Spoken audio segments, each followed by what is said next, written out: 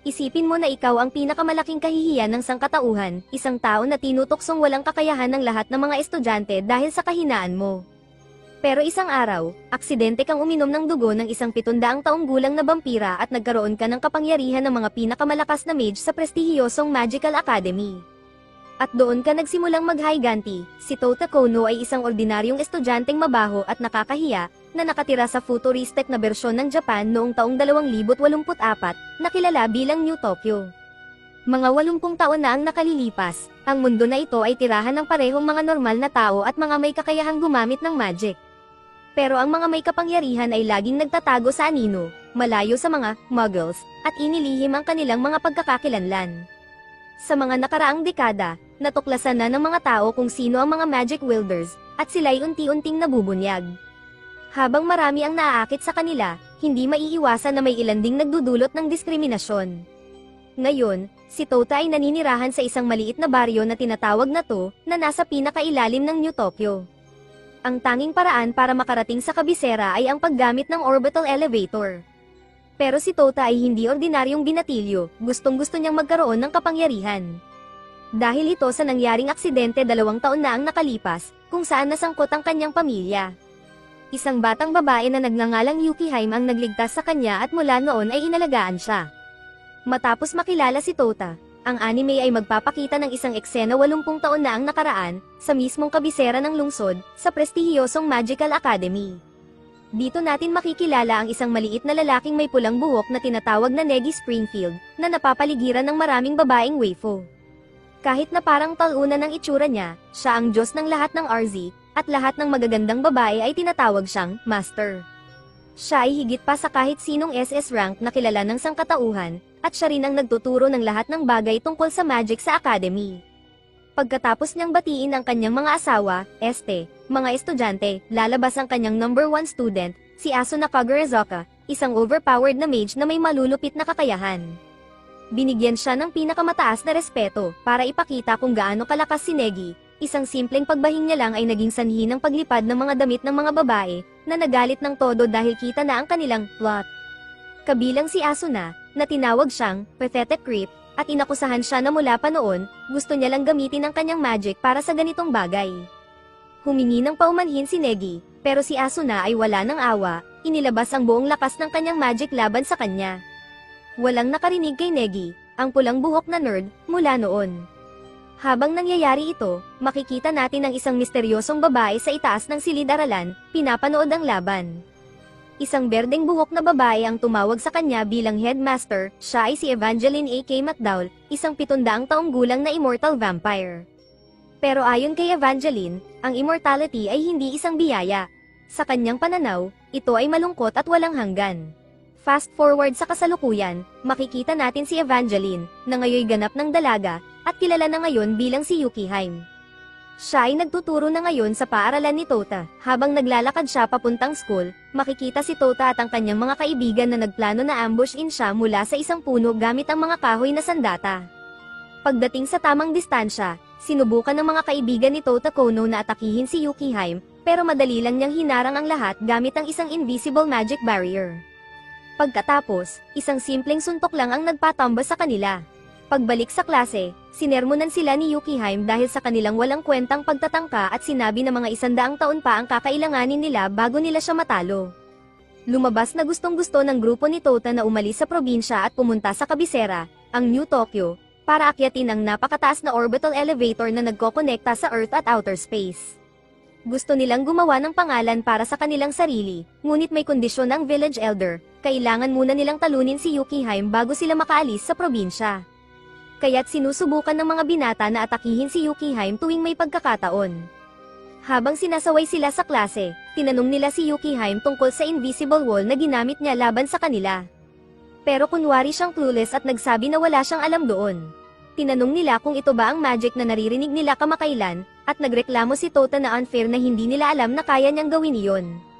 Lalong nagalit si Yukihime at pinalaya sila ng paaralan gamit ang isang suntok, sabay sabi kay Tota na hindi niya inakala na pinalaki niya siyang isang reklamador na talunan.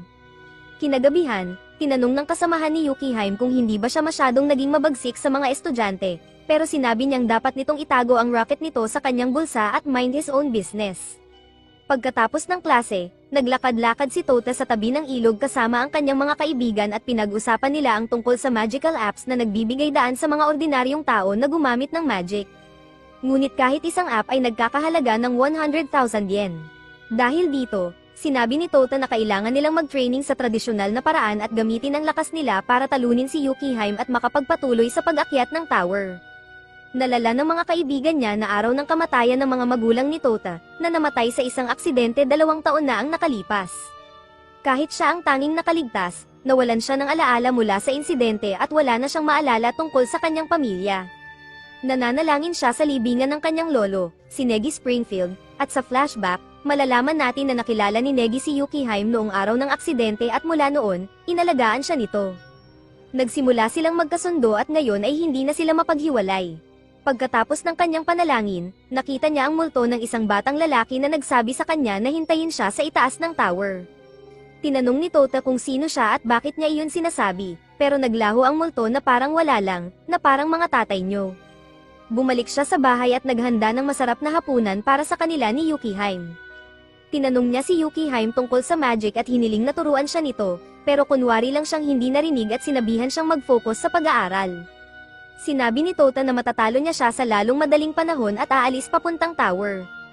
Nagsimula siyang mag-training gamit ang weights at patuloy siyang sumusubok kasama ang kanyang mga kaibigan na ambush-in si Yukihime araw-araw. Pero tulad ng inaasahan, lagi silang talo, hanggang sa isang araw, nilapitan sila ng kanilang ibang guro na si Taban. Inalok silang turuan ng magic, binigyan sila ng basic magic apps at sinabing kailangan nilang itago ito kay Yukihime. Ipinakita ni Taban ang isang simpleng spell para gumawa ng apoy. Tinanong ng isa sa mga kaibigan kung siya ba ay na-reject ni Yukihime kaya niya ito ginagawa, pero sinagot niya na gusto lang niyang tulungan sila para simulan ang kanilang sariling adventure. Biglang sinabi ni Tota na hindi gumagana ang app niya. Ipinaliwanag ni Taban na may mga tao tulad ni Tota na walang magic affinity, pero may iba pang paraan para magamit ang magic. Binigyan niya si Tota ng espesyal na bracelet para kay Yukihime. Kinagabihan, nag-alangan si Tota kung ibibigay niya ito sa kanya dahil parang pandaraya ito at hindi niya alam kung tatanggapin ito ni Yukihime. Habang nag-iisip siya, biglang lumabas si Yukihime mula sa banyo, at tinanong siya kung ano ang tinitingnan niya. Napatalon si Tota at nagmadaling lumabas ng bahay, sinabing ang bracelet ay para sa kanya at maaari niyang gawin dito ang gusto niya. Kinabukasan, nakita natin si Yukihime na papalabas ng convenience store suot ang bracelet. Tila masaya siya, pero biglang may lumitaw na 2 teleportation portals sa likod niya, at ang mga kaibigan ni Tota ay lumabas dala ang binding magic na pumalibot sa kanya at pinigilan siyang makagalaw. Ipinagyabang nila na mas malakas na sila ngayon, at pinuri sila ni Yukihime dahil matagumpay nila siyang na-trap. Ngunit biglang dumating ang professor, pinuri ang mga estudyante, pero agad silang pinatumba gamit ang mga cool moves at dinurog ang kanilang mga sandata. Pagkatapos, nagsummon ng professor ng mga itim na sibat gamit ang magic at sinabi kay Yukihime na isang malaking sakripisyo ang magpanggap na guro sa loob ng 6 na buwan, pero sulit naman ito. Bago niya ilunsad ang mga sibat, sinubukan ni Yukihime na harangin ang atake gamit ang kanyang sariling magic, pero napigilan ito ng silang spell sa bracelet. Tinarakan siya ng mga sibat at siya'y naging parang Sonic the Hedgehog. Habang nagtataka ang bounty hunter kung paano nakaligtas si Yukihime sa kanyang atake, sinabi niya na hindi nakapagtataka dahil ito ang dahilan kung bakit siya may bounty na 600 million yen o humigit kumulang 4 million greens sa kanyang poster. Kumuha siya ng espada at sinabing dapat tapusin niya ang laban agad dahil ang pakikipagtagal sa isang vampira ay hindi matalinong gawin. Ngunit biglang dumating si Tota Kono at inatake siya gamit ang kahoy na espada, sinabing layuan ang kanyang mga kaibigan at si Yukihime. Ngunit ipinakita ng bounty hunter na sobrang underleveled si Tota para maghamon sa kanya. Sa isang iglap, lumitaw siya sa harap ni Tota at pinutol ang kanyang braso sa isang mabilis na strike. Tinawag siyang simpleton at dumb little burbrain, sabay sabi na paumanhin sa pagtapos ng kanyang adventure dito. Inihanda niya ang espada para tapusin na si Tota, ngunit biglang lumitaw si Yukihime sa harap nila at hinarang ang atake gamit ang kanyang mga kamay. Nagulat ang bounty hunter kung paano niya nagawa iyon kahit sealed ang kanyang magic, pero binaliwala lang siya ni Yukihime at sinabi kay Tota na ang kanilang ambush ay pasado sa kanyang pamantayan. Masaya siya sa Red Along ibinigay sa kanya ni Tota, narinig ito ni Taban at sinabing hindi niya hahayaang gamitin ni Yukihime ang Top no Jutsu laban sa kanya. Bigla niyang ginilitan si Yukihime, hinati ito sa maliliit na piraso na parang isang sushi chef. Nang makita ang ulo ni Yukihime na gumulong sa kanyang kandangan, sumigaw ng malakas si Tota, pero pinatahimik siya ni Taban sa pamamagitan ng pagtusok ng espada sa kanya. Pagkatapos, lumakad siya patungo sa mga walang malay na kaibigan ni Tota para tapusin na sila. Habang nawawalan na ng pag-asa at nakayuko sa lupa, inisip ni Tota na tapos na ang lahat. Ngunit narinig niya ang boses ni Yukihime at nakita niyang nagsasalita pa rin ang kanyang ulo. Nagtaka siya kung paano siya buhay, pero sinabi ni Yukihime na wala silang oras para sa mga tanong at ipinaliwanag na 2 taon na ang nakalipas, ginawa niyang immortal si Tota kaya't siya pa rin ay buhay. Ngayon, mayroon siyang 2 pagpipilian, maaari siyang mamatay bilang tao dito at hayaang tapusin ng bounty hunter ang kanyang mga kaibigan, o maaari niyang inumin ang kanyang dugo at maging isang immortal na halimaw para iligtas ang mga kaibigan. Tumingin si Tota sa kanya at mabilis na sinabi na isa lang ang tamang pagpipilian. Dinilaan niya ang dugo mula sa lupa, tulad ng isang tuta, at biglang nagising ang kapangyarihan sa loob niya. Agad siyang gumaling, bumalik sa kanyang buong kalusugan, at nakatanggap ng mga power boosts. Ibinato niya ang kanyang naputol na braso sa hunter at napilitang umatras ito. Nag-charge siya gamit ang kanyang kahoy na espada, pero itinulak siya pabalik ni Taban gamit ang isang magic spell. Tumilapon siya palayo, ngunit biglang tumugtog ang main character background music. Na-realize ni Taban na si Tota ay tumayo muli at nag-regenerate ng parehong mga braso, sabay rush forward na may charged up punch na nagpadala kay Taban palayo, tumilapon siya sa isang van. Nawalan ng malay si Taban, iniisip ang mga utang na kailangan niyang bayaran para dito. Pagkatapos ng laban, bumagsak si Tota at bago siya mawalan ng malay, nakita niya ang isang batang babae na may blonde na buhok, nakangiti ng mahinahon sa kanya. Pagmulat niya ng mga mata, nakita niyang nasa kandangan siya ni Yukihime. Tinanong niya kung paano sila nabuhay, at ipinaliwanag niya na dahil pareho na silang immortal. Sinabi ni Yukihime ang kanyang tunay na pangalan, Evangeline A.K. McDowell, isang vampirang nabuhay na ng higit 700 taon. Inihayag din niya na ang mga magulang ni Tota ay hindi namatay sa aksidente 2 taon na ang nakalilipas. Nakiusap sila kay Yukihime na iligtas siya, kaya ibinigay niya ang kanyang dugo, na siyang dahilan kung bakit siya buhay ngayon. Bagaman malungkot si Yukihime, masaya si Tota na hindi niya kailangang mag-alala tungkol sa kamatayan.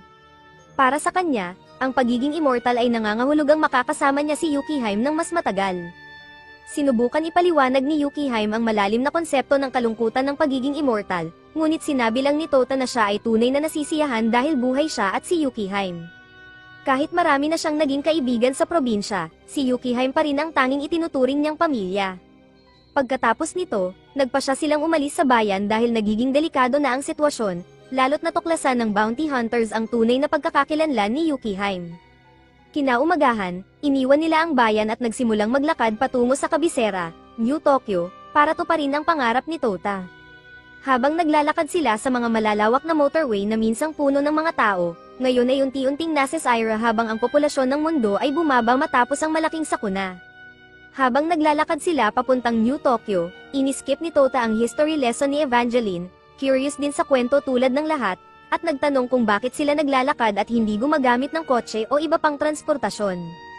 Sinagot siya ni Evangeline na dahil na-reveal na ang kanyang pagkakakilanlan, sila na ngayon ang prime targets ng mga bounty hunters at assassins, kaya ang paggamit ng pampublikong transportasyon ay hindi naligtas. Napansin ni Evangeline na masaya ang mood ni Tota, at sinabi niya na excited siya dahil magsisimula siya ng bagong buhay at makakakilala ng maraming kaibigan sa syudad. Habang naglalakbay sila, nagpasya silang huminto sa isang convenience store para magpahinga, at pinaalala ni Evangeline kay Tota na ngayon na siya ay immortal, mananatili siyang 14 na taong gulang magpakailanman. Dapat siyang maging mas maingat sa mga relasyon na bubuuin niya. Tumugon si Tota na magpapaligo muna siya sa kalapit na ilog. Habang nagpapalutang sa ilog, iniisip niya kung gaano kahirap makita ang lahat ng kanyang mga kaibigan na namamatay habang siya ay patuloy na mabubuhay magpakailanman. Sa kalagitnaan ng kanyang pag-iisip, bigla siyang bumangga sa isang bagay na malambot at sinimulan niya itong salatin gamit ang kanyang mga kamay. Matapos ang zoom out shot, nalaman natin na siya pala ay bumangga sa puwet ng isang mukhang babae na lalaki pala na naliligo rin sa ilog. Nag-apologize si Tota, pero agad na kinuha ng lalaki ang kanyang espada at sinubukan siyang tapusin. Nakailag si Tota at nagtanong kung anong klaseng galaw iyon dahil sobrang astig, pero napansin niya na mukhang babae ang lalaki. Pinagsabihan siya ng lalaki na tumigil at iginiit na siya ay isang lalaki, bago siya sinapak at nawalan ng malay. Nang bumalik sila sa convenience store area, nagkaibigan na sila. Inintroduce ng lalaki ang sarili bilang Kiri Sakuren, at sinabi niyang impressed siya na nakaiwas si Tota sa kanyang atake. Sinabi naman ni Tota na pupunta siya sa kabisera para akyatin ang orbital elevator. Ibinahagi ni Kiri na siya ay ipinanganak sa itaas na palapag ng orbital elevator, ngunit hindi siya makakabalik sa kanyang tahanan hanggat hindi niya natatagpuan ang isang babaeng vampira na kilala bilang ang Dark Evangel, na nabuhay ng mahigit 700 taon. Sa kalagitnaan ng kwento, napansin ni Kiri na wala palang anino si Tota, na labis niyang ikinagulat. Pagkatapos, dumating si Evangeline na may dalang inumin, at biglang inatake siya ni Kiri gamit ang kanyang espada. Madali lang itong hinarang ni Evangeline gamit ang kanyang mga daliri, at napansin niya na ang style ng espada ni Kiri ay ang Shinmei Ryu, isang sword style na matagal na niyang hindi nakikita. Sinabi ni Kiri na siya ay mula sa isang clan ng mga immortal hunters na tinatawag na Fag-Ari, at trabaho nila na pumatay ng mga halimaw tulad ni Tota at Evangeline. Habang naghahanda siya para sa kanyang ultimate attack, sinabi niyang sayang at kailangan niyang tapusin si Tota dahil sa tingin niya, maaari sana silang maging magkaibigan. Ngunit bago pa siya maka-atake, tinuruan siya ni Evangeline ng leksyon at tinapos ang laban gamit ang isang suntok na nagpadala sa kanya sa Dead Donut Gang. Nagulat si Tota at hinawakan si Evangeline, tinanong kung bakit niya ginawa iyon, pero sinabi ni Evangeline na tingnan si Kiri.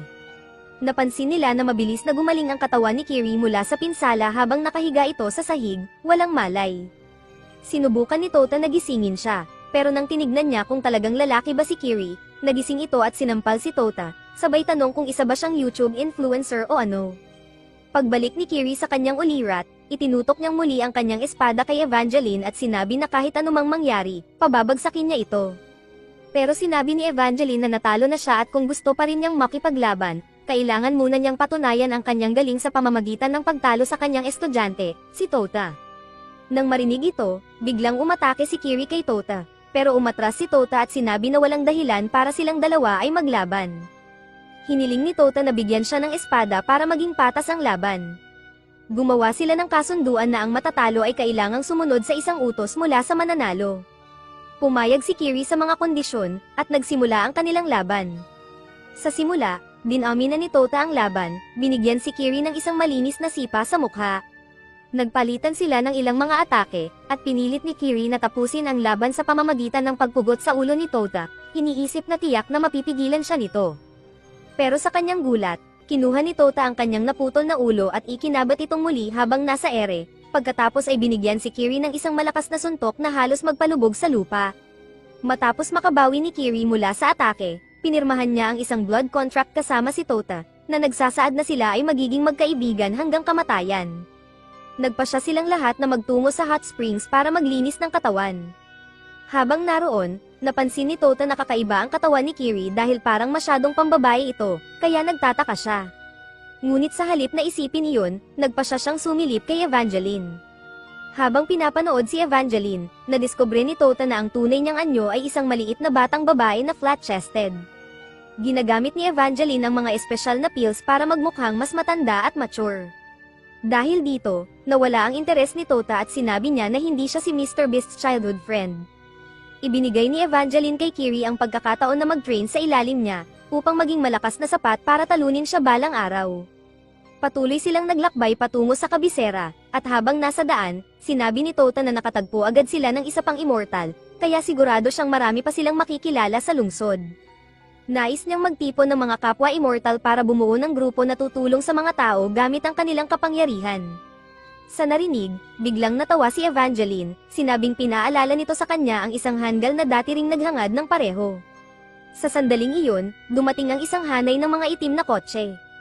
Bigla silang tinangay ni Tota palayo kay Evangeline bago huminto sa harapan nila. Lumabas ang mga lalaking nakaayos, naglatag ng pulang carpet, at sinalubong si Evangeline na tila isa siyang royalty. Inihayag ni Evangeline na, minsan dahil sa boredom at labis na oras, pumayag siyang makipagsosyo sa nasabing hanggal at magtatag ng isang organisasyon ng mga immortal na tumutulong sa mga tao. Tinawag nila itong UQ Holder, dalawa sa kanyang pinakamalakas na mandirigma ang dumating at ipinakilala ang kanilang mga sarili bilang Karen at Iko. Pagkatapos ng mga pagpapakilala, sumakay sila sa isa sa mga sasakyan at nagtungo sa punong tanggapan ng UQ Holder. Pagdating nila sa baybayin, sumakay sila ng bangka papunta sa kanilang destinasyon. Sa biyahe, tinanong ni Karen si Evangeline kung paano siya nakapagtitiis ng 2 taon kasama si Tota, lalo na't ginawa niya itong kanyang alalay. Sagot ni Evangeline, mahaba ang kwento, ngunit sigurado siyang si Tota at si Karen ay may isa sa pinakamalalakas na immortal abilities. Sinabi pa niya na kapag naubos na ang sangkatauhan, malamang sila ang magiging huling lalaki at babae sa mundo, kaya't dapat na magkasundo sila. Dahil sa sinabi, nabasag ni Karen ang kanyang tasa at sinabing mas pipiliin niyang maging tomboy kaysa mabuhay kasama si Tota bilang huling lalaki sa mundo, at hayaang matapos na ang sangkatauhan. Sa wakas, nakarating sila sa UQ Holder Headquarters, na nasa 10 kilometro mula sa baybayin ng New Tokyo sa isang lugar na tinatawag na Fairyland Hall. Mukha itong resort na may hot springs, pero sarado sa publiko. Pagdating nila, mainit na sinalubong si Evangeline ng kanyang mga tauhan, habang nagtataka si Tota kung lahat ba ng naroon ay mga vampira tulad niya at ni Evangeline. Biglang nagsalita si Iko mula sa likod, ipinapaliwanag na may iba't ibang uri ng mga immortal sa mundo. May mga tulad ng vampira, at may mga may espesyal na kakayahan na parang may bonus lives, tulad sa video game. Ipinakilala ni Iko ang sarili bilang UQ Holder number 6, habang si Karen ay number 4, at sila lahat ay bahagi ng mga immortal na naglilingkod kay Evangeline. Excited si Tota na makipagkaibigan sa lahat ng miyembro ng UQ Holder, pero sinabi ni Iko na kailangan muna niyang pumasa sa isang pagsubok para patunayan ang kanyang kakayahan. Karaniwan, ang pagsubok ay binubuo ng pagtulong sa resort, tulad ng pag-exterminate ng mga shape-shifting monsters na nakatira sa ilalim ng lupa. Pero dahil kay Evangeline, binago ang pagsubok, kailangan nilang makipaglaban sa isa sa mga numbers at makapuntos ng kahit isang tama para makapasa. Ang time limit, bago lumubog ang araw sa ika-7 araw mula ngayon. Pwede silang gumamit ng sorpresa o lumaban ng patas, depende sa kanila. Sinabi ni Iko kay Kiri na siya ang magiging kalaban niya, habang si Karen naman ang humarap kay Tota. Nagsimula na ang pagsubok, at agad na nabaon si Tota sa lupa nang masuntok siya ni Karen nang sinubukan niyang tumalon sa ibabaw nito. Sinubukan din ni Kiri na labanan si Iko, pero napagtanto niyang wala siyang laban sa kanya sa kasalukuyang antas ng kanyang kakayahan. Lahat ng atake ni Kiri ay madaling naiwasan ni Iko nang hindi man lang gumagamit ng anumang espesyal na kakayahan o sandata, na nagpapakita ng malaking agwat sa kanilang mga kakayahan. Nagpatuloy sila sa laban ng ilang oras, pero walang progress. Sa huli, nagpasya silang magpahinga, sinabi ni Tota na nahihirapan din siyang gamitin ang kanyang mga surprise attack laban kay Karen. Bigla silang napansin ng isang asul buhok na babae na naglalakad habang may bitbit na mga basurahan. Nadapa ito, kaya tinulungan siya ng dalawa sa kanyang mga gawain. Ipinakilala ng babae ang sarili bilang si Yuki, at sinabi niyang nagtatrabaho lang siya sa inn bilang isang normal na tao, wala siyang kapangyarihan o immortality. Sinabi ni Tota na huwag siyang mag-atubiling humingi ng tulong anumang oras, dahil makakatulong ito sa kanya para manatiling aktibo. Pumayag si Yuki at sinabi na kailangan niyang dalhin ang ilang pinggan sa storage shed, kaya tinulungan siya nila Tota at Kiri. Samantala, si Evangeline ay nag-iisip tungkol sa kanyang mga alaala noong nasa Great Magical Academy siya, kung saan nagturo si Negi bilang kanilang English teacher. Matapos malaman ang tungkol sa kanyang pinagmulan at mga magical abilities, sumailalim si Negi sa isang pagsubok para maging kanyang alagad, pareho ng pagsubok na ibinigay niya noon, gamit ang isa sa kanyang mga retainers na si Chochamaru. Habang nagdadala ng mabibigat na pinggan patungo sa storage shed, biglang isang kakaibang boses ang gumabay kay Tota at Kiri papunta sa isang maliit na gusali na may daan papunta sa isang underground cave. Napagtanto nilang nasa maling lugar sila, pero nagpasya silang mag-ikot para tumingin-tingin. Nakakita sila ng isang itim na espada na nakabaon sa lupa. Sa tabi nito, may isang lasing na matandang lalaki na nakaupo at tinanong sila kung sino sila. Naisip ng matanda na sila ang mga estudyanteng dinala ni Yukihaim. Sinabi niyang nakakagulat na nahanap nila ang kanyang lihim na base sa unang araw pa lang nila. Ipinakilala ng matanda ang sarili bilang Jinbei, ang UQ Holder number 2, ang pangalawa sa pinakamalakas sa organisasyon, sunod kay Yukihaim. Sinabi ni Kiri na tiyak na magaling siya, pero biglang nahulog ni Jinbei ang kanyang bote ng alak at sinabing baka pwede pa itong inumin mula sa sahig. Sinabi ni Jinbei kay Tota na subukan ang espada, at kung makukuha niya ito, magiging mahusay itong sandata para sa kanya dahil ginawa ito ng legendary swordsmith na si Aliro.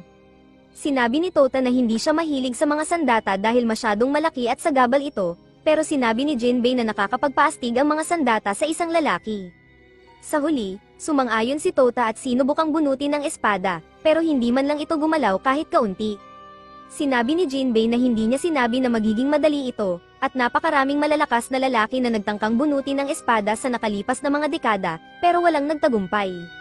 Biglang narinig muli ni Tota ang parehong boses na gumabay sa kanya kanina at sinabi nitong subukang iikot ang dial pabalik bago hilahin ang espada. Ginawa ito ni Tota at biglang madali niyang nabunot ang espada. Dahil dito, nagulat si Jinbei at tinanong si Tota kung anong trick ang ginamit niya para magawa iyon. Sinabi ni Tota na may narinig siyang boses na nagsasabi sa kanya kung paano bunutin ang espada. Biglang nagsalita ang espada, ipinakilala ang sarili bilang Kobo, at sinabi na siya ang nagsasalita sa buong oras. Pagod na raw itong nakahiga roon at kinakalawang, kaya napagpasyahan itong kay Tota ipag-amit ang espada. Sabi ni Kobo, dapat ipaliwanag ni Jinbei kay Tota ang mga kakayahan nito. Kinuha ni Jinbei ang espada mula kay Tota at sinabi na kailangan pa niyang masterin ito para talagang magamit ito ng maayos. Inikot niya ang dial sa hawakan ng espada, itinaas ang timbang nito, at ibinalik kay Tota. Sinubukang saluhin ni Tota ang espada, pero sobrang bigat nito kaya naputol ang kanyang kamay at bumaon pa sa lupa. Ipinaliwanag ni Jinbei na ang Kobo ay isang gravity sword na kayang kontrolin ang bigat nito gamit ang dial sa hawakan. Sinimulan niya ito sa 1,000 times ng timbang, pero sinabi niyang mukhang kailangan magsimula si Tota sa mas magaan. Pagkatapos, itinodo ni Jinbei ang dial sa 50,000 at ipinakita kung gaano kalakas ang Kobo sa isang malakas na pag-atake. Sa nakita, lalo pang na-excite si Tota at pumayag na mag-training hanggang sa ma-master niya ang espada at gamitin ito bilang kanyang trump card laban kay Karen sa huling araw ng kanilang pagsubok. Magsisimula ang maliit na training arc kung saan sina Tota at Kiri ay nag-training sa ilalim ng lupa gamit ang itim na espada sa loob ng 6 na araw, at sa ika-7 araw ay hinarap nila sina Karen at Iko. Sa laban ni Kiri, direkta siyang umatake kay Iko gamit ang mas pinong mga galaw. Pinuri ni Iko ang kanyang improvement sa maikling panahon pero sinabi niyang hindi pa ito sapat, at nagsimulang umatake ng todo. Pinutol ni Iko ang braso ni Kiri at sinabing tapos na ang laban, pero ito pala ang plano ni Kiri mula simula. Naalala niya ang kanyang laban kay Tota noong unang beses silang nagkita, at habang umaatres siya, pinasummon niya ang espada gamit ang naputol na kamay at biglang tinire si Iko mula sa likuran. Sinabi ni Iko na pumasa siya sa pagsubok at bumagsak, pero pagkatapos ay nagsimulang mag-glitch ang katawan ni Iko na parang game character, at bumalik ito sa buhay na parang mayroong 254 lives na natitira. Samantala, si Tota naman ay nakipaglaban kay Karen sa isang patas na one-on-one battle. Ginamit niya ang kanyang gravity sword, binabago-bago ang bigat ng kanyang mga palo para gulatin si Karen. Sa isang punto, ginawa niyang 0.1 times ang timbang ng espada at muntik nang tamaan si Karen, pero nakailag ito. Pinatumba ni Tota si Karen gamit ang kanyang paa at handa na siyang umatake sa leeg nito, pero bigla silang nakarinig ng sigaw ni Yuki sa di kalayuan. Agad na tumakbo si Tota para tulungan si Yuki, na sinasakop ng mga shape-shifting monsters na may acidic saliva. Dumating din si Karen para tumulong, at tinukso ang mga halimaw palabas. Pero isa sa mga halimaw ay nagtangkang gawing hapunan si Yuki. Biglang tumalon si Tota at pinatay ang halimaw gamit ang kanyang espada, at ligtas niyang dinala si Yuki pabalik sa rooftop. Dumating sina Iko at Kiri at tinanong si Tota kung ano ang nangyayari. Sinabi ni Tota na kakalabanin na niya ang lahat ng mga halimaw at tumalon pababa gamit ang 50,000 times weighted strike mula sa Kobo. Ang atake ay nagpadurog sa mga halimaw, na parang ginawang pizza sauce ang mga ito, at pati si Karen ay napaatras mula sa aftershock. Pinagalitan siya ni Karen dahil sa sobrang lakas ng atake at sinabing 10,000 times lang ay sapat na. Dumating si Yuki Haim at sinabi nilang mahusay ang kanilang trabaho sa pag-alis sa mga halimaw. Ipinaalam niya na ang mga iyon ay mula sa underground nest, pero hindi niya alam kung bakit nasa ibabaw sila. Tinanong ni Yuki Haim si Tota kung nakapasa na siya sa pagsubok, at sinabi ni Karen na nakapasa siya dahil nasira ang kanyang uniforme mula sa atake ni Tota. Sa narinig, nagsimula ng magdiwang sina Kiri at Tota, pero pinatigil sila ni Yuki Haim. Sinabi ni Yuki Haim na nang bumisita siya sa ilalim ng lupa kanina, nakita niyang may mga bakas ng mabigat na sandata na ginamit doon. Bilang parusa sa pagkasira ng seal, ipinadala niya sina Tota at Kiri pabalik sa ilalim upang ayusin ang problema. Sinabi niyang ginamitan na niya ito ng kanyang ice magic pansamantala, pero hindi ito magtatagal kaya kailangan nilang tapusin ang trabaho. Pagkatapos, humarap siya kay Jinbei, na palihim na tumatakas, at sinabi na nakita niya ang paborito niyang bote ng alak na basag doon malapit sa kung saan nakasil ang Kobo. Dahil dito, ipinadala niya rin si Jinbei pababa upang magbayad para sa kanyang mga pagkakamali. Kinabukasan, nakita si Tota na nag-eensayo ng espada habang kausap si Yuki tungkol sa kanyang unang misyon bilang isang number. Matapos niyang tamaan si C, na-rank siya bilang number 7, habang si Kiri naman ay number 11 sa UQ Holder dahil sinabi na rin ni Evangeline. Sa kanilang unang misyon, pinapunta sila sa mga slums sa labas ng kabisera kung saan mukhang nasa panganib ang ilang mga bata. Sinabi ni Yuki Haim kay Karen na suportahan sila sa misyon at pinadala na sila. Habang papunta sa destinasyon, ipinaliwanag ni Karen na noong ika-21 siglo, pantay ang pagkakabahagi ng kahirapan sa buong mundo, at hindi exempted ang Japan. Ang panahon ng krisis na ito ang nagdala ng mga slums sa iba't ibang parte ng bansa. Habang hindi maiiwasan, may ilang mayayaman na iniisip na delikado ang mga slums at hindi dapat payagan sa lipunan. Sinusubukan nilang sunugin ang mga lugar na ito at puwersahang paalisin ang mga tao, kung minsan ay tinatanggal na sila ng tuluyan. Dagdag pa ni Karen, ang UQ Holder ay isang samahan ng mga outcasts at mga immortals na nagtutulungan para tumulong sa mga nangangailangan. Dahil dito, misyon nila ang protektahan ang mga batang ito. Sa narinig, natuwa si Tota at biglang sumugod para atakihin ang mga lalaki sa mga black suits na nakapaligid sa mga bata at kanilang tagapag-alaga. Ngunit nang hamupa ang usok, nalaman ni Tota na mga tauhan din pala ng UQ Holder ang mga iyon, at sila'y naroon para tumulong.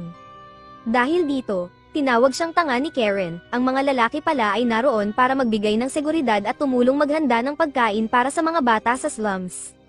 Dahil napatumba na ang mga tauhan, nagdesisyon silang gamitin ang arm wrestling para piliin kung sino ang magluluto. Sa huli, natalo si Tota sa lahat ng laban at napili bilang nag-iisang chef para sa linggong iyon. Mabuti na lang at may kakayahan naman siyang magluto, kaya't nagustuhan ng lahat ang kanyang pagkain. Sinabi ni Tota na pumunta siya doon para magligtas ng tao, hindi magluto, kaya iminungkahi ni Karen na magsanay siya ng flash step technique para manalo sa arm wrestling. Nagulat si Tota at tinanong kung ano ang koneksyon ng flash step sa arm wrestling, pero hindi siya pinansin ni Karen. Nang araw ding iyon, nagsimula ng mag-ensayo si Tota ng flash step, kung saan kailangan niyang sipain ng lupa at agad sundan ang yapak para mabilis makapag-dash ng malalayong distansya. Makalipas ang ilang minuto, dahil sa kanyang talento, naging matagumpay siya. Habang nagsasanay, isang lalaki mula sa tambakan ng basura ang nakapansin sa kanya. Sinabi ng lalaki na mali ang ginagawa ni Tota at ipinakilala ang sarili bilang isang wandering martial artist. Ipinaliwanag ng lalaki na ang susi sa flash step ay ang paggamit ng mga talampakan ng isang tao. Tinanong niya si Tota kung bakit siya nag-eensayo, at ipinaliwanag ni Tota na sinabi ng kanyang senpai na kailangan niyang maging mahusay sa flash step para manalo sa arm wrestling. Hindi niya pa rin maintindihan ang koneksyon nito, pero ginagawa niya ang kanyang makakaya. Nang marinig ito, sinabi ng lalaki na tingnan ni Tota ang alikabok na tumilapon habang siya'y nagsasanay. Kailangan daw niyang matutunang kumilos nang walang ingay. Ipinakita ng lalaki ang isang malinis na flash step na hindi nag-iwan ng kahit anong bakas, na ikinagulat ni Tota. Pinaliwanag ng lalaki kung paano ginagamit ng teknik ang kapangyarihan ng lupa upang palakasin ang sarili, na siya ring susi sa panalo sa arm wrestling. Tila duda si Tota, pero nagpasya siyang subukan. Bilang sagot, sinapak siya ng lalaki at tinuro ang paa niya kay Tota, sinasabing sa sapat na pagsasanay, maaari niyang makuha ang mundo. Pagkatapos, ginaya niya si Sanji mula sa One Piece at sumipa ng malakas sa hangin hanggang sa siya'y nagsimulang lumipad. Bumalik siya sa lupa at ipinakilala ang sarili bilang si Kaido. Sinabi niya kay Tota na may tunay siyang talento, at kapag natutunan niyang mabuti ang aral na ito, baka gawin niya siyang disipulo. Sinimulan ni Kaido ang unang sikreto ng flash step, gamitin lamang ang mga paa sa lahat ng gawain, pati sa pagluluto, pagkain, at pagmamadali. Dahil ang Tota ay medyo kakaibang tao pagdating sa mga paa, sineryoso niya ang aral at pinakain ang lahat ng fit fried rice sa buong linggo. Na-inspire pa niya ang isang batang ulila na nangangarap maging matagumpay na negosyante balang araw at dalhin ang kaunlaran sa slums. Ang pagsasanay na ito ay nakatulong ng malaki kay Tota, at mabilis siyang naging mahusay sa teknik. Isang araw, bumalik si Kaido mula sa slums matapos sanayin si Tota. Pumunta siya sa kanyang mga kasamahan, at nalaman natin na sila pala ang grupo na kinontrata ng mga mayayaman mula sa tower para puksain ang slums. Nag-transform si Kaido sa kanyang werewolf form at sinimulan ang kanilang misyon.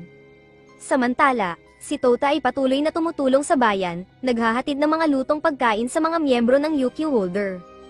Habang umaalis, unti-unti silang pinapatay ng mga hooded dolls. Kasabay nito, si Karen ay naliligo nang biglang lumabas ang isang assassin mula sa kanyang anino at tinutok ang baril sa kanyang mukha.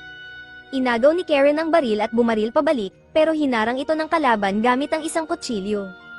Tinanong ni Karen kung sino siya at ano ang ginawa niya sa tagapag-alaga sa labas, pero inatake siya ng kalaban gamit ang kanyang dagger. Nablock ni Karen ang karamihan ng atake, pero nahiwa ang kanyang leeg, na agad namang gumaling ng walang bakas. Dahil dito, lalo pang naging wild ang kalaban at sinimulan siyang hiwain ng tuluyan. Sinuntok ni Karen ang tiyan ng lalaki at sinabihang magpakatino. Pero bigla siyang nilabas ng baril mula sa anino at pinilit si Karen na sapsupan ang baril bago binaril siya sa ulo. Bumagsak si Karen, at sinabi ng lalaki na alam niyang nakakaramdam pa rin ng sakit ang mga immortals. Ibinunyag niya na siya ang mage na may kontrol sa mga shadow spirits at siya ang may kagagawa ng pagsunog sa slums at pagpatay sa mga miyembro ng UQ holder. Sa parehong oras, inambush si Tota ng mga werewolves. Dumating si Kiri at sinabing sila'y inaatake. Nang maghanda na silang labanan ang mga kalaban, dumating din ang isa pang mercenary para gawing patas ang laban. Nakilala ng werewolf si Tota bilang isang vampira mula sa kanyang mga pangil at ginamit ang isang espesyal na teknik na tinatawag na Crucifix Coffin Seal, na nagtuhog ng maraming butas sa dibdib ni Tota, dahilan para mawalan siya ng malay. Na-realize ni Kiri na dehado siya sa laban, kaya nagpadala siya ng signal sa headquarters gamit ang mga paputok habang sinusubukan niyang ipagtanggol ang sarili hanggang dumating ang tulong. Ngunit seryoso nang si Kaido, tinadyakan niya si Kiri ng sobrang bilis, at sa parehong sandali, naputol ang kanyang braso dahil sa swordsman. Nagawa namang putulin ni Kiri ang braso ni Kaido gamit ang kanyang espada sa bibig at ikinabat itong muli gamit ang kanyang healing factor. Pareho rin itong ginawa ni Kaido at sinabing ang kailangan lang niyang gawin ay masugatan si Kiri ng mas mabilis kaysa sa kaya nitong maghilom. Sinimulan niyang bugbugin si Kiri, pinunit ito sa gitna, at itinapon sa ere na parang sirang laruan. Bumagsak ang itaas na kalahati ng katawan ni Kiri malapit kay Tota, at inisip ni Tota kung may paraan upang maibalik sa sarili si Kiri. Pero bago pa siya makagalaw, itinumba siya ni Kaido gamit ang mga poste ng kalye at sinabing ipipresenta siya nito para hindi na makagalaw. Biglang lumitaw ang bata mula kanina at pumagitna, sinasabing hindi niya hahayaang sirain ang kanilang bayan. Samantala, kinakausap ng ibang assassin na si Karen tungkol sa mga alamat na nakapalibot sa kanyang pinagmulan. Sabi niya, noong 1942, sa isang mahirap na bayan sa Southern Europe, may isang batang babae na naging target ng mga witch hunt. Tinangkang sirain ng mga taga-bayan ang buhay niya sa lahat ng paraan, pero kahit ano ang gawin nila, hindi nila siya masaktan. Nagpatuloy ang mga chismis tungkol sa Steel Saint, ngunit isang araw, may maliit na Amerikanong lumitaw at dinala siya ng walang iniwang bakas. Tumawa si Ko at sinabing matagal na niyang hinintay ang pagkakataong makilala si Karen dahil siya pala ay isang sadista na mahilig pahirapan ng iba. Isang laruan na hindi nasa Syra ay ang pinakagusto niya dahil maaari niya itong paglaruan habang gusto niya. Sinimulan niyang laslasin si Karen gamit ang kanyang kutsilyo, natatawa dahil walang bakas ang mga sugat na iniwan nito. Sinabi niyang isinumpa din siya ng Diyos tulad ni Karen, kaya siya na ang bahala sa kanya. Habang nangyayari ito, ang batang lalaki mula sa slums ay umatake kay Kaido gamit ang isang maso, pero pinigilan ito ni Kaido gamit ang isang daliri at sinabing oras na para mamatay ang bata. Dagdag pa ng swordsman, ilegal silang naninirahan sa lupa ng kliyente at nagdudulot ng kaguluhan. Sinabi ng bata na hindi sila dapat magpabeya at hayaan na lang silang mamatay. Pero sinabi ni Kaido na, ganun talaga, at naghanda ng gawing sashimi ang bata. Biglang tumayo si Kiri at nagprotekta sa bata, habang si Tota ay bumangon din at hinarang ang atake ni Kaido gamit ang kanyang mga kamay. Napansin nilang lahat ang mga itim na guwantes sa braso ni Tota at nagtaka kung ano iyon. Sinabi ni Tota na nakakaramdam siya ng malaking kapangyarihan mula dito, at sinimulan niyang itulak pabalik si Kaido gamit ang bagong lakas na ito. Sinabihan niya si Kiri na dalhin ang bata sa ligtas na lugar habang siya ang haharap sa kalaban. Sa kabilang banda, sinira ni Karen ang spell ng assassin gamit ang kanyang divine light at ipinahayag na hindi siya isinumpa ng Diyos, kundi biniyayaan. Pinalipad niya ang assassin papuntang Narnia gamit ang kanyang divine fist. Matapos ito, nagbihis si Karen at nagpunta kina Tota at Kiri. Inabot niya kay Kiri ang kanyang espada at sinabi na huwag mag-alala dahil siya ang bahala sa mas malakas na swordsman. Humarap si Tota kay Kaido at sinabi na alam niyang siya ang furball dahil sa kanyang flash step. Tinanong niya si Kaido kung bakit siya umaasal na basura at inaatake ang mga bata. Bumalik si Kaido sa kanyang human form at sinabi na ang tanging layunin niya ay makipaglaban sa mga malalakas na kalaban, kaya siya pumasok sa ganitong trabaho, para makaharap ng mga halimaw tulad niya. Nag-flash step sila papunta sa harapan ng isa't isa at nagpalitan ng malalakas na suntok. Pinuri ni Kaido si Tota sa mabilis niyang pag-usad, pero sa susunod na suntok, na-block ito ni Tota gamit ang kanyang Dark Fist. Nagpatuloy ang kanilang palitan ng malalakas na suntok na parang sa Dragon Ball Z. Natuwa si Kaido at inalok si Tota na maging kakampi niya, pero tinanong siya ni Tota kung nasa tamang pag-iisip siya dahil hindi niya kailanman sasamahan ang isang Burbrain na tulad niya. Sinabi ni Kaido na ito na ang huling laban nila, at ginamit ang Sound Barrier Break ang Flash Step, binutas ang katawan ni Tota. Sinabi ni Kaido na kahit immortal siya, hindi niya maibabalik ang kanyang puso. Pero biglang nag-activate ang plot armor ni Tota at naputol ang braso ni Kaido. Naibalik ni Tota ang kanyang puso, naglabas ng isang demonic power, at sinimulan itong lamunin ng kapangyarihan. Napansin ng Old Swordsman ang aura ni Tota at sinabi na tinatawag itong Mag-Arbia, isang teknik na bihirang makita. Ayon sa kanyang pag-aaral, dalawa lamang ang gumagamit nito, si Dark Evangel at ang kanyang alagad na si Negi, ang pinakamalakas na mage.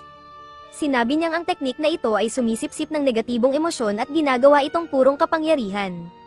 Nangako siya na patapusin si Tota kung mawawala siya sa sarili, pero pinigilan siya ni Karen. Nagpatuloy si Tota sa pagbugbog kay Kaido, tinulak siya pabalik sa mga gusali gamit ang sunod-sunod na suntok. Matapos matalo, ngumiti si Kaido at sinabing palagi niyang pinangarap na mamatay sa gitna ng labanan. Hinihintay na lamang niyang tapusin siya ni Tota, pero biglang bumalik si Tota sa sarili at itinigil ang kanyang kamay.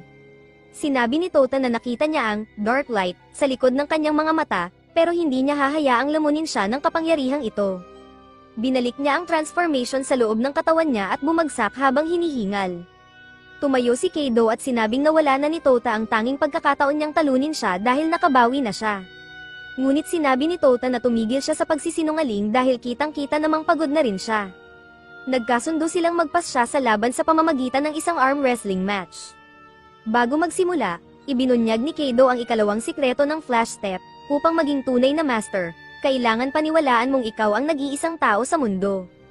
Kapag ginawa mo ito, maaabot mo ang pinakamabilis na bilis at magagawa mo ang lahat habang kasama mo ang iyong katawan. Nagsimula ang laban sa isang malakas na tulak, pero nagulat si Kaido nang harangin ito ni Tota bago siya matalo. Sa huli, ginamit ni Tota ang pinakamatinding teknik ng lahat, ang Talk no Jutsu, at sinabi kay Kaido na dapat gamitin niya ang kanyang kapangyarihan upang gumawa ng mabuti sa mundo. Matapos ang mahabang paliwanagan, pinalipad ni Tota si Kaido pababa ng lupa gamit ang isang malinis na suntok. Sinabi ni Kaido na malinaw niyang tinalo si Tota, kaya dapat na itong tapusin at tapusin siya. Pero sinabi ni Tota na hindi niya siya tatapusin, sumingit ang swordsman na si Shin at sinabing dadalhin na lang nila si Kaido dahil natapos na nila ang kanilang trabaho sa pagsunog sa mga slums, at huli na para pigilan ito. Pero dumating si Evangeline at ginamit ang kanyang ice magic para tapusin ang apoy. Sinabi niya kay Kiri na tama ang naging desisyon nitong alertuhan sila gamit ang mga paputok. Pinakawalan nila ang mga assassin, at bumalik ang kapayapaan sa slums, kahit pansamantala lang. Nagdesisyon silang lahat na magdaos ng party upang ipagdiwang ang kanilang tagumpay. Nagtanong si Tota kay Yukihime tungkol sa Magribaya. Ipinaliwanag ni Yukihime na dahil naging vampira si Tota gamit ang kanyang dugo, hindi na nakapagtataka na mamanahin niya ang ilan sa kanyang mga teknik. Nagsimula na ang party, habang may isang tao na nagmamasid mula sa isang space station gamit ang isang drone. Kinumpirma ng taong iyon na si Tota ang hinahanap niya. Kinabukasan, naglakad si Kiri patungo sa kwarto ni Tota dala ang kobo. Nakalimutan pala ni Tota ang espada sa lupa bago sila pumunta sa misyon, at hindi niya ito nagamit sa laban sa slums. Nagrereklamo si Kobo at pinasalamatan si Kiri sa pagdala nito. Tinanong ni Kiri ang espada kung may alam ito tungkol sa Magribaya at sinabi na duda siya na ganoon lang kasimple ang sinabi ni Yukihime kahapon. Tinanong ni Kobo kung nagdududa ba siya kay Yukihime, at sinabi niyang halata namang nag-aalala si Kiri kay Tota dahil mahal niya ito. Nagpaliwanag si Kiri na hindi ganoon ang ibig niyang sabihin, at sa kahihiyan, binalik niya ang espada sa lupa at tumakbo na parang isang nahihiyang babae. Sa kanyang pagtakas, nakita niya si Tota na kausap si Yuki, at sinakay siya nito sa kanyang sea-bike na ginawa mula sa mga pyesa na nakuha niya kung saan-saan. Pagbalik nila, ibinahagi ni Yuki ang kanyang pangarap na manalo sa Solar Race, isang karerang ginaganap taon-taon kung saan sumasali ang mga racer mula sa iba't ibang panig ng mundo. Iyon ang dahilan kung bakit siya nagpunta sa kabisera, pero para sa kanya, ito pa lang ay isang pangarap. Inudyukan siya ni Tota, sinabing ang pangarap ay dapat maging malaki, at siniguradong susuportahan niya siya. Nakaramdam ng kakaiba si Kiri sa kanyang puso sa nakita niya, at nag-isip siya kung ano ang ibig sabihin ng kanyang nararamdaman. Kinagabihan, pumunta si Karen sa kwarto ni Kiri upang humingi ng tulong sa isang trabaho, pero nahuli niya itong nagbibihis. Nang makita ang katawan ni Kiri, inisip ni Karen na babae ito, kaya sinabi niyang kailangan itong lumipat ng dorm dahil hindi pwedeng magkasama ang babae at lalaki sa iisang kwarto. Ipinaliwanag ni Kiri na lalaki siya at dinala siya sa labas upang ipaliwanag. Ibinunyag ni Kiri na kabilang siya sa isang espesyal na lahi ng demi-humans na walang kasarian hanggang sa edad na 16, kung saan pipili sila ng isa sa 2 kasarian. Sabi niya, hindi naman ito 2024, kaya hindi ganoon ka-crazy ang mundo nila. Narinig ito ni Karen at agad inilabas ang kanyang espada, inatake si Kiri habang tinatanong kung ano ang pipiliin niya. Iminungkahi niyang maging babae na lang si Kiri at manirahan ng masaya kasama si Tota, dahil halatang may nararamdaman siya para dito. Sinabi pa ni Karen na magiging mas maganda ito para sa kanya dahil malalayo si Kiri kay Yukiheim. Pinatumba ni Karen si Kiri gamit ang kanyang mga kakayahan, pero dumating si IU at sinabing hindi tama na ipilit ang opinyon sa iba. Ibinunyag ni IU na narinig niya ang lahat ng pinag-usapan ni Kiri at Karen at nangyari lang na nasa lugar siya. Pagkatapos ng usapan, iminungkahi nila kay Kiri na magpunta sa isang date kasama si Tota habang nasa anyong babae, upang maranasan kung ano ang pakiramdam at makatulong sa kanyang desisyon sa hinaharap. Pinayagan nilang mag-transform si Kiri sa kanyang babaeng anyo, at kinulayan pa ang kanyang buhok ng blonde para sa perpektong disguise. Nagpunta si Kiri, ngayon ay nagpapakilala bilang si Koro, pinsan daw ni Kiri, upang makipagkita kay Tota. Sinabi niyang wala siyang maraming oras, kaya't hiniling niyang ipakita sa kanya ang paligid ng bayan. Si Tota, na palaging isang simp, agad pumayag. Pagkatapos nito, nagpunta sila kay Yuki at hiniling na hiramin ang kanyang sea-bike upang makapunta sa kabisera. Habang papalabas, napansin nila ang isang maliit na batang babae na may blonde na buhok na naglalaro ng buhangin, at sinabi ni Yuki na ang pangalan niya ay Kiri. Mukhang nagpaplanong umalis din ang bata, naglakad sila ni Koro sa kabisera, bumisita sa maraming tindahan at stall, at sa huli ay nagpahinga sa isang parke. Nadapa si Koro nang masira ang strap ng kanyang sandalyas, napansin niyang mas mahina ang kanyang katawan at reflexes kumpara sa kanyang anyong lalaki. Pinaupo siya ni Tota at inayos ang kanyang sandalyas, na siyang nagpahiya kay Koro. Pagkatapos nito, hiniling ni Koro na bisitahin ang orbital elevator sa tore. Nagbayad sila ng $35 para makarating sa observation deck, halos 1 milya ang taas mula sa sea level. Excited si Tota at sinabi kay Koro na pangarap niyang makarating sa tuktok ng tore. Nagtanong si Koro kung bakit iyon ang pangarap niya. Naalala ni Tota ang multong nagsabing maghihintay siya sa tuktok, pero sinabi na ang pangunahing dahilan ay dahil nangako siya sa kanyang mga kaibigan sa probinsya na aakyatin nila ang tore at gagawa ng isang kahanga-hangang bagay. Naantig si Koro at sinabi na napakasaya magkaroon ng ganitong mga kaibigan. Sinagot naman ni Tota na talagang nagpapasalamat siya sa kanyang mga kaibigan, pero ang kanyang best friend ay si Kiri na siyang nagpakilig kay Koro. Nagtanong si Koro kung interesado ba si Tota sa mga babae, at sumagot siya ng oo. Napansin ni Koro kung gaano kababaw ang tanong niya, kaya't nagdepensang sinabi niyang hindi niya tinatanong kung interesado si Tota sa kanya, kundi general question lang. Tumawa si Tota at sinabing wala siyang dapat ikahiya dahil maganda rin siya. Plano nang ipagtapat ni Koro ang kanyang tunay na pagkakakilanlan, pero biglang lumitaw ang assassin na umatake kay Karen, si Chaos, at umatake kay Tota. Binigyan siya ni Tota ng isang no-look backhand na hamarang sa atake. Pinuri ni Chaos ang reflexes ni Tota at ginamit ang kanyang mga anino upang atali siya at hilahin pababa sa Shadow Realm. Sinubukan ni Koro na tumulong, pero isang 6 na braso na assassin ang dumating at tinalo siya gamit ang pisikal na lakas. Na-realize ni Koro na mahina ang kanyang babaeng katawan dahil hindi niya ito nagamit sa anumang training. Tinanong niya ang sarili kung ito ba ang ibig sabihin ng pagiging babae, ang hindi kayang tulungan ng kaibigan sa oras ng pangangailangan. Pero kahit mahina, nagdesisyon si Koro na lumaban at tinadyakan ang mga assassin, pero agad siyang nalampaso at itinapon pababa sa tore. Nang tangkain ni Chaos na dukutin siya, nagdesisyon si Kiri na bitawan ang kanyang pangarap, nag-transform pabalik sa kanyang lalaking anyo, at pinalipad si Chaos gamit ang malakas na atake. Sinagip niya si Tota at hinarap ang 6 na braso na assassin. Pero sinabi ng assassin na wala nang dahilan para ipagpatuloy ang laban dahil paparating na ang mga pulis. Kinagabihan, nagising si Tota at tinanong si Koro, na bumalik sa kanyang anyong lalaki bilang Kiri, kung ano ang nangyari. Ikinwento ni Kiri na may teroristang nagtangkang kidnapin si Tota at siya ang nagligtas at nagtaboy sa mga kalaban, habang ipinadala si Koro sa ligtas na lugar. Sinabi pa ni Kiri na medyo nadismaya siya na madaling na-capture si Tota, at nagpasalamat naman si Tota sa pagliligtas sa kanya. Sa damdaming pasasalamat, sinabi ni Tota na maswerte siyang magkaroon ng isang kapartner tulad ni Kiri. Dahil dito, nagdesisyon si Kiri na manatiling partner ni Tota sa buhay. Ngunit biglang bumaling si Tota at nagreklamo na hindi sinabi ni Kiri sa kanya ang tungkol sa hot niyang pinsan na si Koro, dahil totally his type ito. Sinabi pa ni Tota na kung magpapakasal siya, gusto niyang maging tulad ni Koro ang kanyang asawa, na ikinagulat ni Kiri, kaya't nagpasya siyang ipagpaliban muna ang kanyang desisyon. Samantala, nakita si Kiri na gumagawa ng sandcastle muli, may apoy sa ibabaw nito. Nilapitan siya ni Ayu at tinanong kung pangalawang beses na ba itong ginagawa niya. Itinanong din niya kung may espesyal na okasyon, sumagot si Kiri na, ang espesyal na okasyon ay magsisimula na.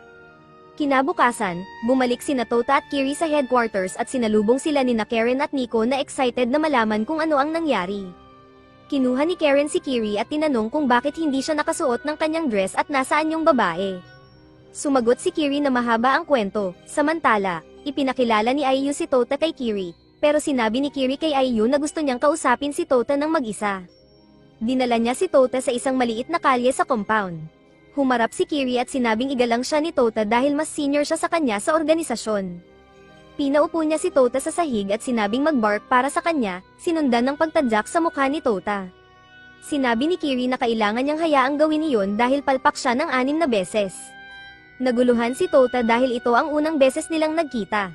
Pagkatapos ay kumalma si Kiri at handa na sanang magpaliwanag, pero biglang lumitaw si Chaos mula sa mga anino at sinaksak si Kiri sa leeg. Nang mapagtanto ni Tota kung sino si Chaos, nagdesisyon siyang habulin ito. Pero hinawakan ni Kiri ang kamay ni Tota habang hinihinga ang kanyang huling hininga, at bigla silang napunta pabalik sa oras kung saan ginagawa ni Kiri ang kanyang sandcastle. Naguluhan si Tota kung paano nagbago ang kanilang lokasyon, at ipinaliwanag ni Kiri na ginamit niya ang kanyang kakayahan na ibalik ang oras. Sa sandaling iyon, dumating sina Ayu at Karen sakay ng isang yacht, at sinabi ni Kiri na dalhin siya sa kabisera. Nagtataka si Karen kung paano nakabalik si Tota sa headquarters, gayong dapat ay kasama pa niya si Koro sa oras na iyon. Tinanong naman ni Ayu kung alam ba ni Karen ang tungkol sa kakayahan ni Kiri. Samantala, ipinaliwanag ni Kiri kay Tota ang kanyang kakayahan, na tinatawag na reset and restart. Nagagawa niyang lumikha ng mga checkpoints gamit ang kanyang mga sandcastle, at tuwing mamamatay siya, maaaring bumalik ang oras sa puntong iyon. Bukod dito, kaya rin niyang dalhin pabalik ang mga kaluluwang direktang humahawak sa kanya sa oras ng kanyang kamatayan, at ganito niya nailigtas si Tota. Sinabi niya na sinubukan na niya ito ng 6 na beses, pero palagi siyang hinahabol ni Tota para hulihin ang kanyang assassin. Tinanong ni Tota kung bakit gusto niyang makipag-usap sa kanya, at ipinaliwanag ni Kiri na may isang malaking mangyayari sa hinaharap kung saan si Tota ang magiging sentro. Gusto niyang bigyan si Tota ng paunang babala, nang makarating sila sa kabisera, muling nagkita sila ni Kiri, ngayon ay lalaki ulit, at kinuha siya ni Karen para tanungin kung bakit hindi siya nakasuot ng kanyang dress.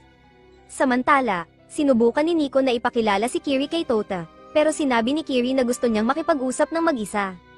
Dinala ni Kiri si Tota sa isang alley at nagsimulang ipaliwanag ang kanyang unang playthrough, kung paano siya umakyat sa tuktok ng elevator bilang isa sa mga shareholders, at may mahalagang meeting siyang kailangang daluhan.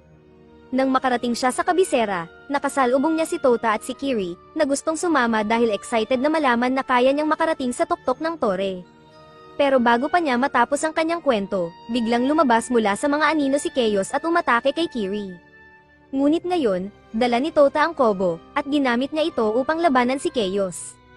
Pinalipad niya si Chaos pabalik sa basura gamit ang bigat ng kobo na 100,000 times.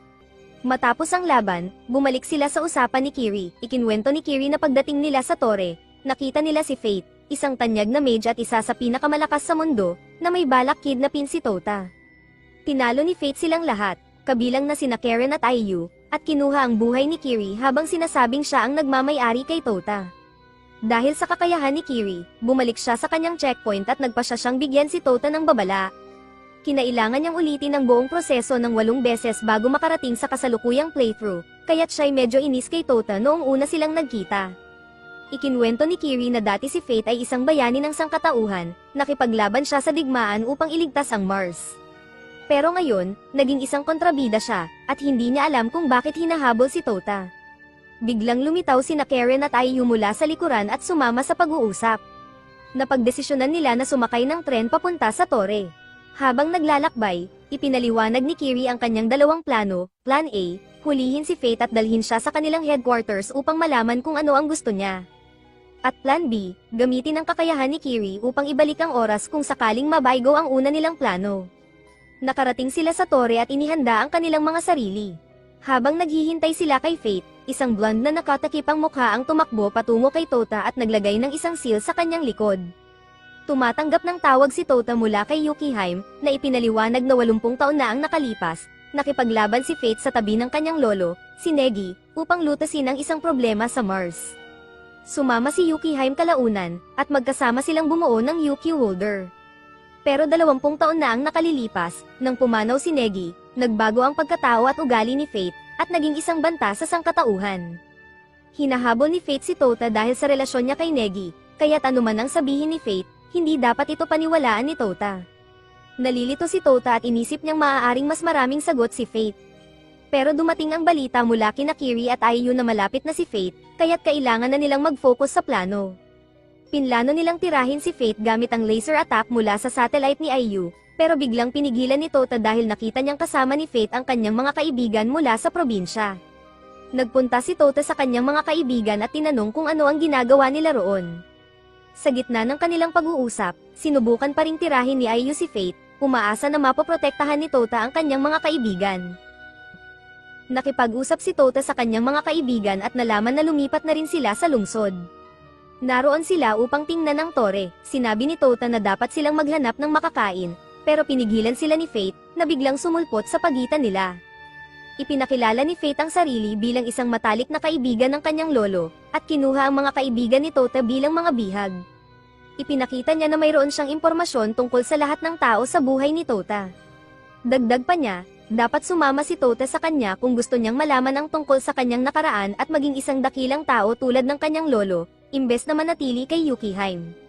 Tinanong ni Tota kung bakit masama ang loob ni Fate kay Yukihaim, at sinabi ni Fate na siya ay isang tusong babae na ginagamit ang mga tao para sa kanyang mga plano. Narinig ito ni Tota at tinawag si Kobo, sinabing hindi siya sasama kay Fate dahil hindi niya gusto ang ugali nito, pati na rin ang pananamit, personalidad, at pati na rin ang panlasa nito sa anime. Nakaramdam ng pagkadismaya si Fate at sinabing hindi ganoon ang gagawin ng kanyang lolo sa ganoong sitwasyon. Tinanong niya si Tota kung ano ang balak niyang gawin. Sinabi ni Tota na mayroon siyang trump card at nagsimulang sumigaw ng may terorista sa gusali. Upang guluhin ang lahat, habang nagkakaroon ng kaguluhan, sinubukan ni Karen na umatake kay Fate mula sa likod, ngunit nagawa ni Fate na gumamit ng space sealing magic. Salamat sa impormasyon ni Kiri, naiwasan ni Karen ang bitag at sinipa ang mga kaibigan ni Tota pabalik sa kanya. Pagkatapos, umatake si Tota gamit ang 2,000 times weight na atake, at inatake rin siya ni Karen mula sa likod, pero na-block ni Fate ang kanilang mga atake gamit ang isang magical barrier. Binutis ni Tota ang barrier gamit ang isang 500-ton strike habang pinakawalan ni Ayu ang space laser. Na-block ni Fate ang laser gamit ang mas malakas na barrier. Sinubukan ni Kiri na dalhin si Kiri kay Fate, pero biglang lumitaw ang isang monghe upang harangin sila. Sa kabila nito, nagawa ni Kiri na itapon si Kiri kay Fate na parang koala bear, pero imbes na rewind ang oras, naging bato si Kiri dahil sa pag-aalinlangan niyang lumingon sa kanyang kaibigan. Niyakap ni Karen si Kiri at umatras, sinimulan nilang tulungan si Kiri sa pakikipaglaban sa monghe, habang ang 6 na braso na assassin ay sumali rin sa laban at kinuha si Kiri. Si Ayu naman ay nakipaglaban sa maid ng mag-isa, samantala, nagdesisyon si Tota na makipaglaban kay Fate ng isa-isa upang makuha ang mga sagot. Gumamit siya ng flash step para sorpresahin si Fate, pero naiwasan lang ito ni Fate at pinalipad siya pabalik. Tinanong ni Fate kung bakit hindi ginagamit ni Tota ang kanyang espada, at pinakawalan niya ang mga dagger patungo kay Tota. Naiwasan ni Tota ang mga ito, pero napunit ang kanyang damit. Gamit ang kanyang espada, umatake si Tota at nasugatan niya ang pisngi ni Fate. Ngumiti si Fate at inatake si Tota gamit ang earth magic, pero nakatanggap si Tota ng tawag mula kay Karen, sinabing may countdown timer sa kamay ni Kiri na may natitirang 1 minuto at 5 segundo. Ngumiti si Tota at sinabing magtiwala si Karen kay Kiri. Nagpatuloy si Tota sa laban kay Fate, gamit ang masasamang biro at pang-iinis upang magpalipas ng oras. Sa huli, nagsawa si Fate at hinawakan si Tota sa ulo, pero ginamit ito ni Tota bilang pagkakataon upang dalhin silang pareho pababa sa lupa gamit ang bigat ni Kobo. Sakto namang natapos ang countdown at nakastang petrification curing spell. Bumalik si Kiri sa kanyang orihinal na anyo, at ginamit ang pagkakataon upang hulihin si Fate gamit ang kanyang spell. Dinala silang lahat sa oras na ni-rewind ni Kiri papunta sa mundo ng kuweba. Dito hinarap ni Fate si Yukihime, na tumawa dahil naloko siya ng mga bata. Halos mag-away na silang dalawa, pero sinabi ni Yukihime na dapat tanggapin ni Fate ang pagkatalo. Napilitan si Fate na sumang-ayon, at sinabi niyang papayagan niyang magtanong ang bawat isa ng isang tanong bago siya umalis, dahil alam niya ang lahat. Gamit ang pagkakataon, tinanong ni Yukihime kung totoo ba ang One Piece. Sinabi ni Fate na hindi ito totoo at dapat maghanap na siya ng ibang buhay. Si Aiyu naman ay nagtanong ng mas mahalagang bagay, ano ang plano ni Fate kay Tota. Ibinunyag ni Fate na kailangan niya si Tota upang iligtas ang kanyang lolo na si Negi, na buhay pa, salungat sa sinabi ni Yukihime. Tinanong ni Karen ng isang walang kwentang tanong, sino ang mas mahal ni Negi, siya o si Yukihime? Tumahimik si Fate at naguluhan sa tanong, sumagot siya, sinasabing technically, mahal ni Yukihime si Nai, ang ama ni Negi, pero pinili niyang huwag nang sabihin pa ang iba dahil baka tapusin siya ni Yukihime. Tinanong ni Kiri kung kailangan na ba agad si Tota upang iligtas si Negi, at sumagot si Fate na may sapat pang oras, maaari pa silang maghintay ng 20 taon bago ito maging urgent na bagay. Nang dumating ang turn ni Tota, tinanong niya si Fate kung siya ba ang pumatay sa kanyang mga magulang. Sumagot si Fate na siya nga, na siyang nagpa-unleash ng galit ni Tota at ng kanyang Dark Gauntlets. Sa kalagitnaan ng galit ni Tota, biglang nagningning ang seal sa kanyang likod at lumitaw ang hologram ni Negi, ang kanyang lolo. Sinabi ni Negi na huwag maniwala kay Fate tungkol sa kanyang mga magulang, at bumaling siya kay Fate at kay Yukihime upang batiin sila. Kumpirmado, hindi ito isang pre-recorded message, sinabi ni Nei kay Tota na mayroon siyang mahalagang bagay na sasabihin sa kanya sa tuktok ng tore. Kasabay nito, telepatikong sinabi ni Yukihime kay Kiri na hanapin at sirain ang seal na nasa katawan ni Tota upang maputol ang mensahe. Sinunod ni Kiri ang utos at winasak ang seal bago pa masabi ni Nei ang iba pang detalye, na nag-iwan kay Tota na nakakaramdam ng pagkabitin at kalituhan. Huminto sa pag-aaway sina Yukihime at Fate, at sumigaw si Tota, nais malaman ang katotohanan. Pagkatapos, umalis si Fate sa kuweba, at sinundan ni Tota si Yukihime upang tanungin tungkol sa kanyang lolo at bakit niya sinabi na patay na ito. Nakaramdam ng tensyon si Yukihime at nagkulong sa kanyang opisina, sinabing abala siya, kaya bumalik si Tota sa kanyang mga tungkulin na mababa ang pakiramdam. Pagkatapos nito, isang matandang babae ang dumating sa headquarters kasama ang kanyang apo at ang kaibigan nitong si Chachamaru. Nais nilang makipagkita kay Yukihime, habang ang apo, na nagngangalang Mizor, ay obsessed kay Tota dahil siya ang apo ng lalaking Samira sa puso ng kanyang lola. Sinabi ni Mizor na taglay ni Tota ang alpha male genes ng Tate family at isa siyang playboy na dapat alisin. Ipinakilala niya ang sarili kay Tota at sinubukan ang lakas nito sa pamamagitan ng pag-atake, pero simpleng itinapon lang siya ni Tota at pagkatapos ay iniligtas, na nagbigay ng dahilan upang mahalin siya ni Mizor dahil sa kanyang superior genes. Sa buong araw, nakita si Tota na napapalibutan ng mga babae, kabilang sina Yuki, Karen, Kiri, at Mizor, na sinusubukang makuha ang kanyang puso. Ngunit si Tota ay mas interesado lamang sa pakikipag-usap kay Yukihime. Sa bandang gabi, hinarap ni Tota si Yukihime sa kanyang orihinal na anyo. Tinanong niya kung mahal ba niya ang kanyang lolo, sinabi ni Yukihime na mahal niya ito, pero ang taong lumitaw sa harap nila ay hindi na si Nei. Ibinunyag niya na 20 taon na ang nakalipas, tinalo ni Nei ang isang masamang wizard na kilala bilang Mage of the Beginning, Hay-Ala. Hindi ito immortal, pero isa itong undying witch, na inaangkin ang katawan ng sino mang tumalo sa kanya, at matapos matalo ni Nei, inangkin siya ni Hay-Ala. Sinabi ni Yukihime na hindi pa lubusang natapos ang pagkontrol, pero malapit na ito matapos. Ipinigil ni Nei si Hay-Ala sa loob ng maraming taon, pero ngayon, nasa sukdulan na siya ng kanyang lakas. Parehong si Yukihime at si Fate ay naghahanap ng paraan upang mailigtas siya, pero magkaiba ang kanilang pamamaraan at pananaw, kaya umalis si Fate sa UQ Holder at nagtayo ng sariling grupo. Tinanong ni Tota ang tungkol sa katotohanan na sana'y sasabihin ng kanyang lolo. Ibinunyag ni Yukihime na 2 taon na ang nakalilipas, si Fate ang dahilan kung bakit naulila si Tota. Bagamat totoo na iyon ang sanhi ng pagkamatay ng kanyang mga magulang, hindi sila ang mga magulang na namatay sa aksidenteng iyon. Tinanong ni Tota kung ibig sabihin ba'y buhay pa ang kanyang mga magulang. Sagot ni Yukihime, hindi iyon ang kaso, at ibinunyag na hindi siya ipinanganak tulad ng karaniwang tao, kundi ginawa gamit ang genetic na impormasyon ng kanyang lolo, si Nei.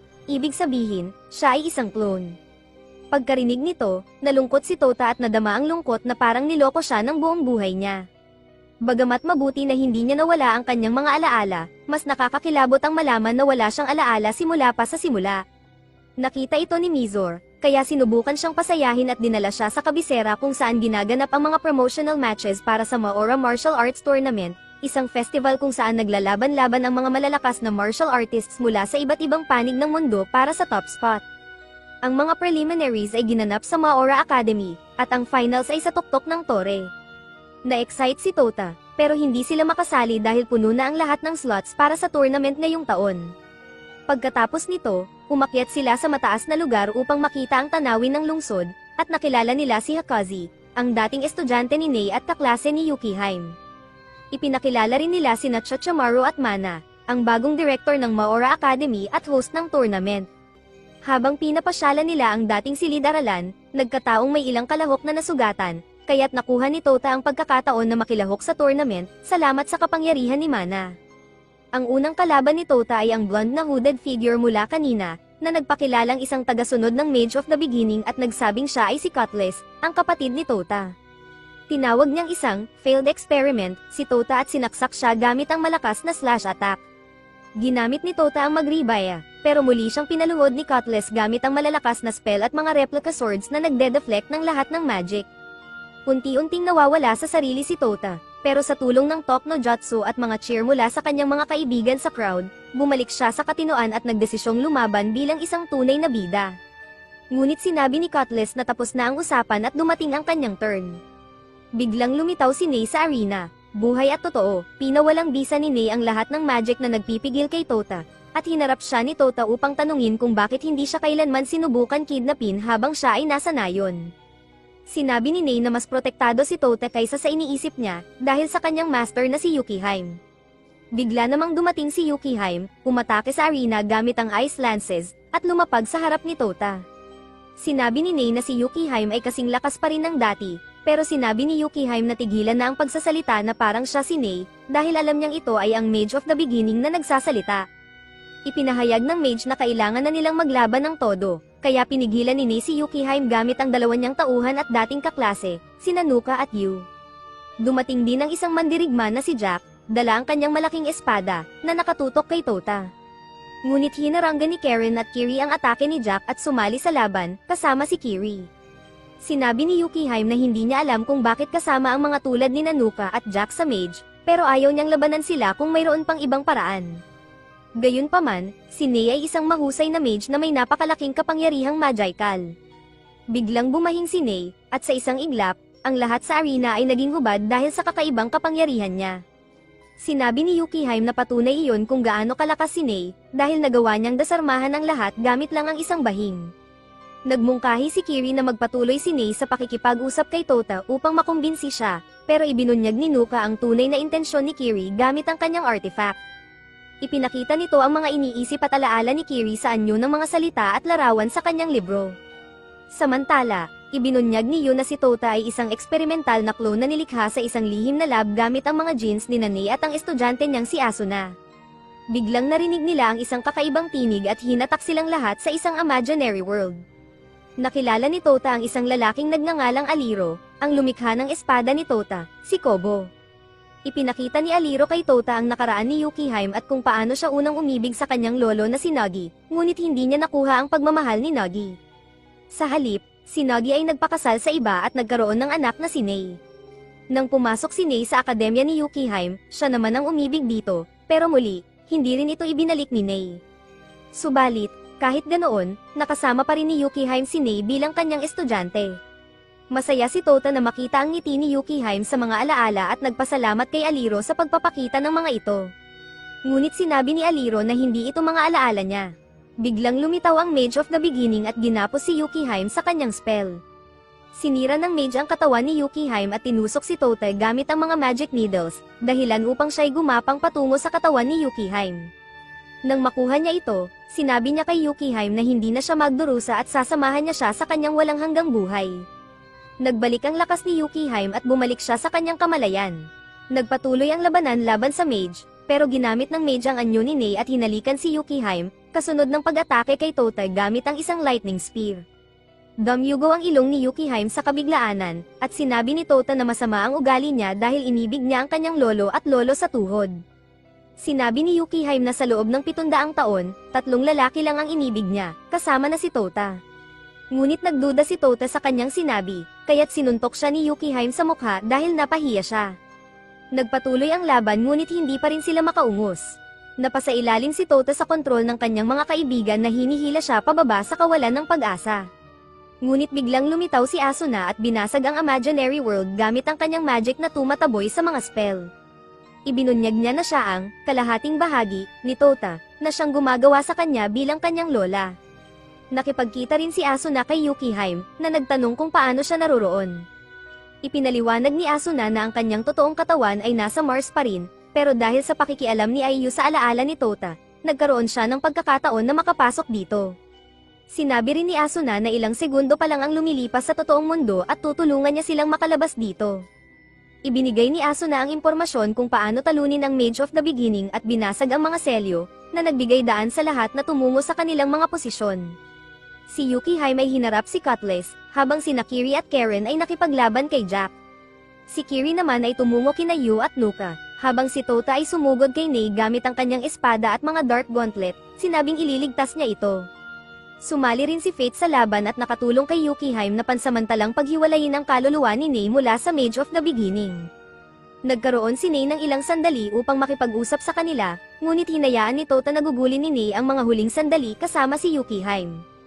Pagkatapos, bumalik sila sa kanilang mga katawan, matapos iyon, sina Yukihime at Fate ay nagtulungan upang i-freeze at i-petrify si Nei, ngunit nabasag niya ang selyo gamit ang kanyang magribaya. Nagpatuloy ang labanan, at si Tota ay gumamit din ng perfected magribaya upang makipaglaban kay Nei. Habang tumatakbo sila pababa ng tore, nagdulot sila ng malaking pinsala. Bagamat natalo si Tota sa simula, nagkaroon siya ng pagkakataon na magising ang kamalayan ni Nei gamit ang kapangyarihan ng Talk no Jutsu. Ngunit biglang inatake si Tota ni Jack, dahilan upang mahulog siya sa arena. Nagpa siya si Nei na tapusin si Tota gamit ang isang malakas na spell, pero dumating si Kiri upang iligtas siya at binalaan si Nei na i-rewind niya ang oras. Huminto si Nei, ngunit nahuli si Kiri ni Cutlass at sinimulang pahirapan siya sa harap ni Tota. Nang magalit si Tota, pinakalma siya ni Kiri at sinabing nagtagal na sila upang maganap ang plano ni Nagi. Biglang bumukas ang selyo sa ilalim ni Tota, at lahat ng kanyang mga estudyante ay lumabas mula sa alaala ni Nei at ng mga genetic na impormasyon ni Nei at Asuna. Lahat sila ay bumati kay Nei at sinimulan siyang labanan gamit ang mga teknik na itinuro niya sa kanila. Bagamat napakalakas ni Nei, pinagaan ng kanilang presensya ang kanyang isipan at natulungan siyang labanan ang pagkontrol ng Mage of the Beginning. Sa wakas, dumating si Asuna at niyakap si Nei, sinabing sasama siya sa Mage of the Beginning upang palayain si Nei. Pumayag si Nei at umalis kasama ang kanyang mga kasama, sinasabing hihintayin niya si Tota sa tuktok ng tore. Habang umaalis, may nakita silang isang babaeng nakaporma na may malaking espada, pinapanood sila mula sa malayo. Bumalik sila sa kanilang base, kung saan nag-aalala ang mga babae kung sino ang pipiliin ni Tota sa kanila. Sa kabilang dako, pumasok si Tota sa opisina ni Yukihime at ipinagtapat na mahal niya ito at sasamahan siya. Pero tinanggihan ni Yukihime ang kanyang pag-amin at sinabing hindi niya kailangan mag-alala para sa kanya. Biglang dumating ang mga babae at hinayla si Tota palabas ng opisina at sabay-sabay siyang sinugod. Pinarusahan siya dahil sa paglalaro sa kanilang mga puso. Tinawag siya ni Yukihime na tanga at sinabing 500 taon pa ang kailangan bago siya maging karapat-dapat. At dito nagtapos ang Season 1.